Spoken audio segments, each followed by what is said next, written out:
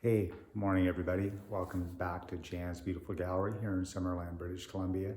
Today I'm going to talk about the fact that a lot of times throughout my career, I've had many people come up to me and go, hey, I've got my grandfather's rifle from World War I. I'd really like to have it in the movie. Or I've got my grandfather's artifact knife, or I've got something of my family's, or I have this precious antique.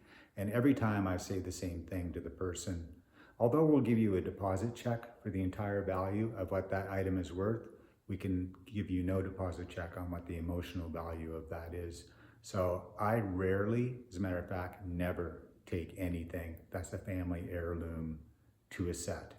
I just can't in good conscience do it, because no matter how careful we are, no matter what, in film, something can always happen. It can get dropped, it can get lost, it can get stolen. There's just so many things, there's so many variables. So when somebody comes into my office and offers something like that up, I always say, what is the emotional value to you? Because I can't replace that with a check, no matter what. So with that in mind, I remember on Legends of the Fall, we had to get a perfectly non-firing vintage shotgun for a scene where Brad Pitt gives Anthony Hopkins a shotgun. I'm going to read you a very short excerpt from my book about that particular moment. In the movie, Brad Pitt brings a shotgun as a gift to Anthony Hopkins.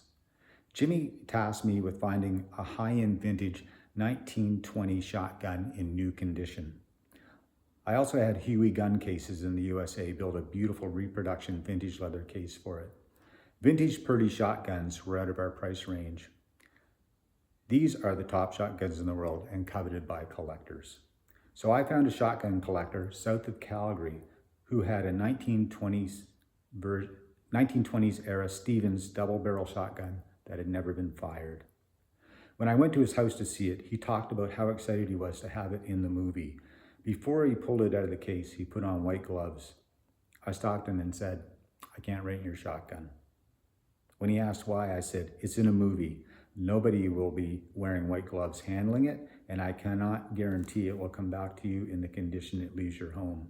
If you're willing, I can buy it from you, and you can have the first chance to buy it back at 50% of the value at the end of the film. He agreed, and we bought the shotgun. During filming, it was dropped by accident, and the former owner passed on buying it back from us. He thanked me for my honesty that day we met, and in the end, I was relieved it was not a rental shotgun. The show did sell the shotgun to another person. That's the thing. I would have been on pins and needles on set looking at that shotgun, and I would not have allowed some of the things to happen in the scene. And you can't do that with a prop, because the dynamic of a scene always hinges on the performance of an actor. And I've had many actors tell me, I don't know what I'm going to do when the camera rolls and I'm in character. So I can't, if I tell them not to drop something or put something down, it's usually the first thing that happens is they drop it, or they throw it, or something happens to it. It's not because they're mean, rude, or trying to break your prop. It's just that when they get caught up in a moment, things happen. I was so grateful that that person rented or sold me that shotgun. And in the end, I'm glad that after it got a little bit of damage, he understood why I told him that. Have a good day, everybody.